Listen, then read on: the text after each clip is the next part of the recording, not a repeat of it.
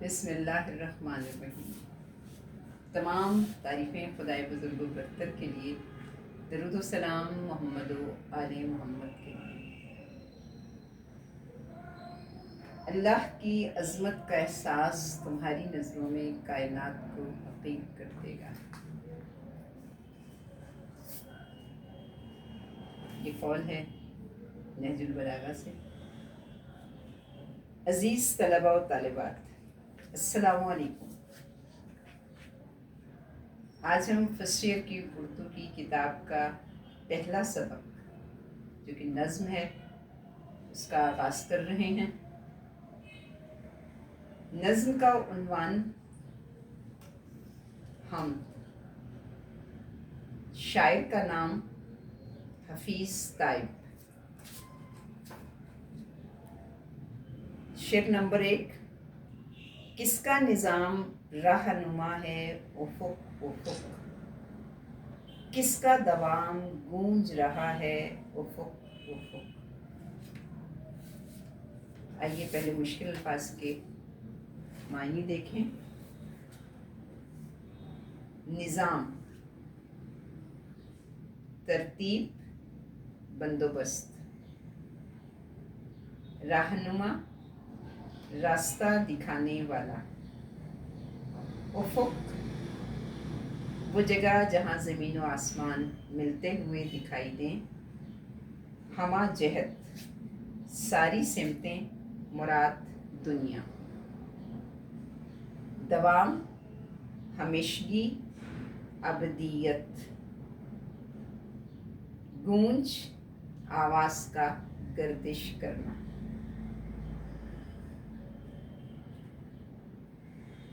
اس شعر میں حفیظ طیب استفہامیہ انداز اختیار کرتے ہوئے بتا رہے ہیں کہ پوری دنیا پر کس کا نظام رہنمائی کر رہا ہے، کون ہے جو ہمیشہ رہنے والا ہے اور اس کی آواز ہر طرف سے بلند ہو رہی ہے۔ عزیز طلباء و طالبات، حفیظ طیب ایک بلند پایہ شاعر تھے۔ انہوں نے خود کو ساری عمر حمد و نعت رسول اکرم صلی اللہ علیہ وآلہ وسلم کے لیے وقف رکھا۔ ان کی شاعری میں عاجزی اور دردمندی ہے۔ اس شعر میں شاعر سوالیہ انداز میں تمام موجودات عالم کی جانب ہمیں متوجہ کر رہا ہے۔ وہ خالق ارض و سما جس کا لافانی نظام پوری کائنات میں سب کی رہنمائی کر رہا ہے، پروردگار عالم کی عظیم قدرت و طاقت، ریت کے ذرے سے لے کر روشنیاں بکھیرنے والے سورج، رات کی تاریکی میں جگمگانے والے چاند ستاروں کے ذریعے ہم پر ظاہر ہے۔ یا ذوالجلال تیری اکائی بلند ہے، تیری ربوبیت کی بڑائی بلند ہے۔ یقیناً پروردگار عالم کی ہی ذات عظمت و بزرگی والی ہے۔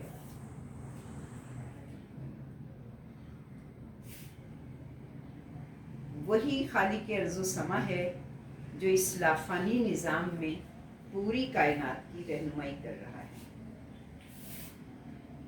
اللہ کی عظیم قدرت و طاقت، ریت کے ذرے سے لے کر روشنیاں بکھیرنے والے سورج، رات کی تاریکی میں جگمگانے والے چاند ستاروں کے ذریعے ہم پر ظاہر ہے۔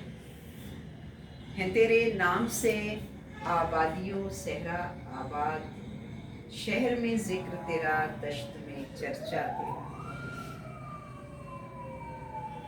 دن رات کا الٹ پھیر ہو یا موسموں کا تغیر و تبدل، ہر منظر انسانی آنکھ کو حیرت میں ڈال دیتا ہے اور ہماری نگاہیں پلٹ پلٹ کر واپس آ جاتی ہیں، لیکن کارخانہ قدرت میں ہمیں کوئی نقص دکھائی نہیں دیتا۔ اس ذات واجب کی ہر تخلیق، چاہے جاندار ہے یا بے جان، ایک منظم اور دائمی نظام کے تحت رواں دواں ہے، اور یقیناً یہ منظم اور دائمی نظام قرآن پاک کا چیلنج ہے کہ انسانی آنکھ تھک ہار کر واپس پلٹ آئے گی اور اس کائنات میں اسے کوئی بھی کسر نظر نہیں آئے گی۔ بے شک آسمانوں اور زمین کے پیدا کرنے میں اور رات اور دن کے بدلنے میں عقل والوں کے لیے بڑی نشانیاں ہیں۔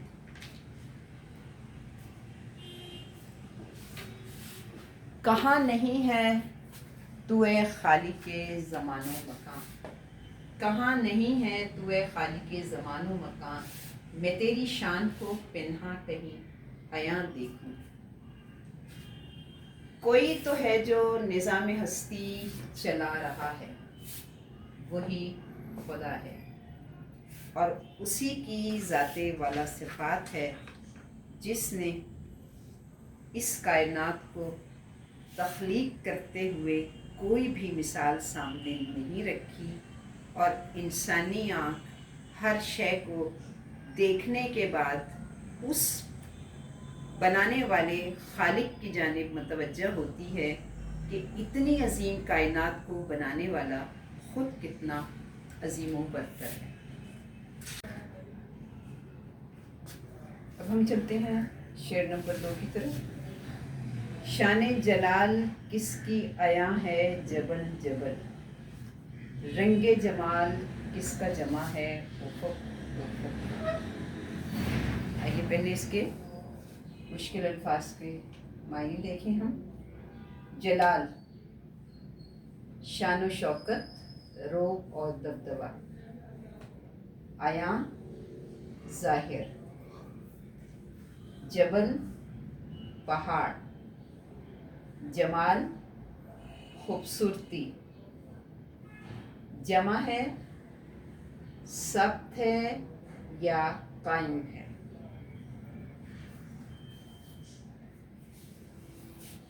اس کا مفہوم دیکھیے۔ اس ذات واجب کی شان و عظمت ان بلند و بالا پہاڑوں سے ظاہر ہو رہی ہے، اور اس پوری کائنات میں اس کا حسن و جمال بکھرا ہوا ہے۔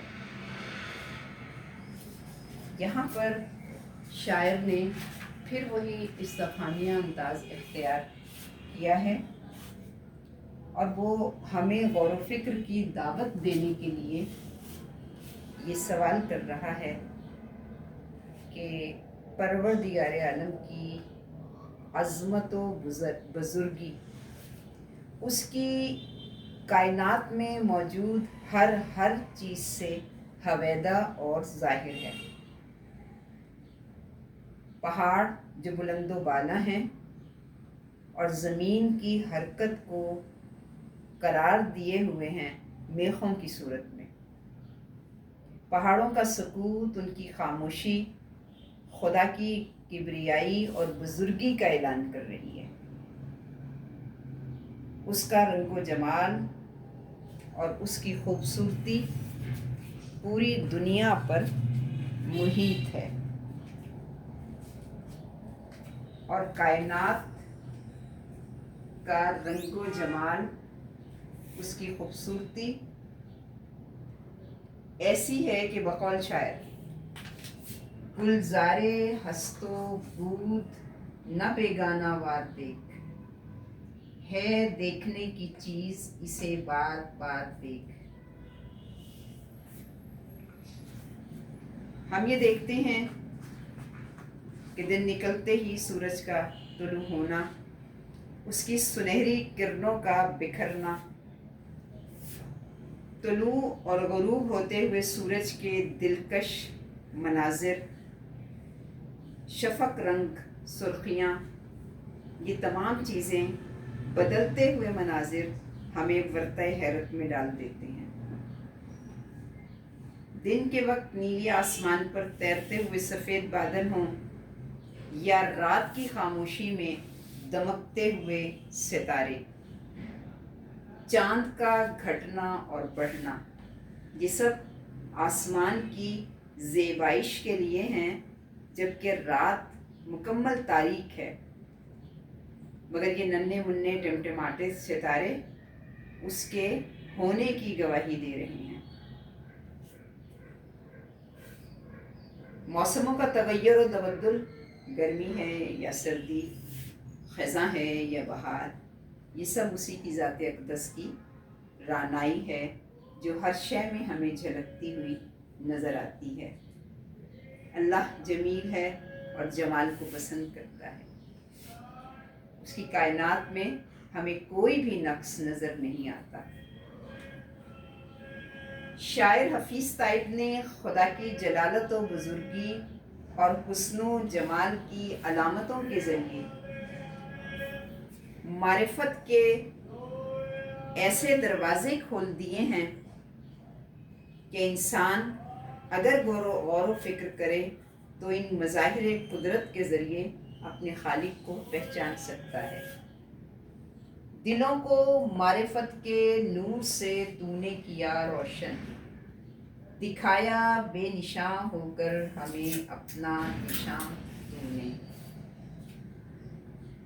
اگر بادلوں کی گرج اور چمک اس کے جلال کو ظاہر کرتی ہے تو رنگ و نور کی بہاریں اس کے حسن کو نمایاں کرتی ہوئی نظر آتی ہیں۔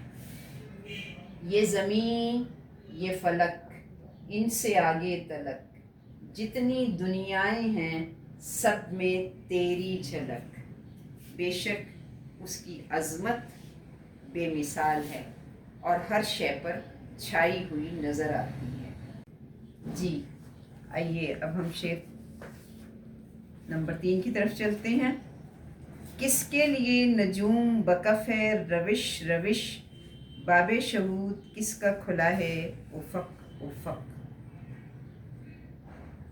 مشکل الفاظ کے معنی: نجوم، نجم کی جمع مراد ستارے، بکف ہتھیلی پر، روش باغ میں پیدل چلنے کا راستہ، باب دروازہ، شہود شاہد کی جمع چشم دید گواہ۔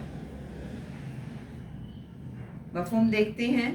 اس شعر میں بھی وہی استفہامیہ انداز ہے جو کہ شاعر کے اپنا مطمع نظر پیش کرنے کے لیے ہمیں غور و فکر کی دعوت دے رہا ہے کہ کائنات کی ہر روش اور ہر راستہ ستارے ہاتھ میں لیے ہوئے ہیں اور ہر طرف ہر شے خدا کی عزت و عظمت کی گواہی اپنی زبان سے دے رہی ہے۔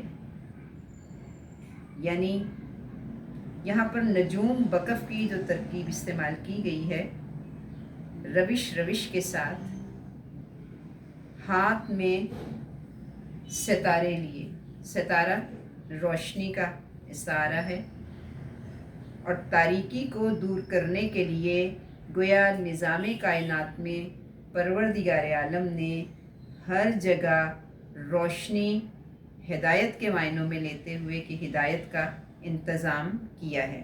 ہدایت کی روشنی ہر راستہ پھیلا رہا ہے، یعنی موجودات کائنات میں موجود ہر شے، ہر چیز، ہر زاویے سے انسان کی مدد و رہنمائی کے لیے موجود ہے۔ دیکھنے کے لیے چشم بصیرت چاہیے۔ زمین پر موجود چیزیں ہوں یا آسمان پر جگمگانے والی چیزیں ہوں، جو کچھ بھی ہے وہ انسان کے لیے علم و ہدایت کا سامان فراہم کر رہا ہے، کیونکہ اس ذات واجب نے یہ بات کہی ہے کہ ہم نے ہر شے کو قدر کے ساتھ پیدا کیا ہے۔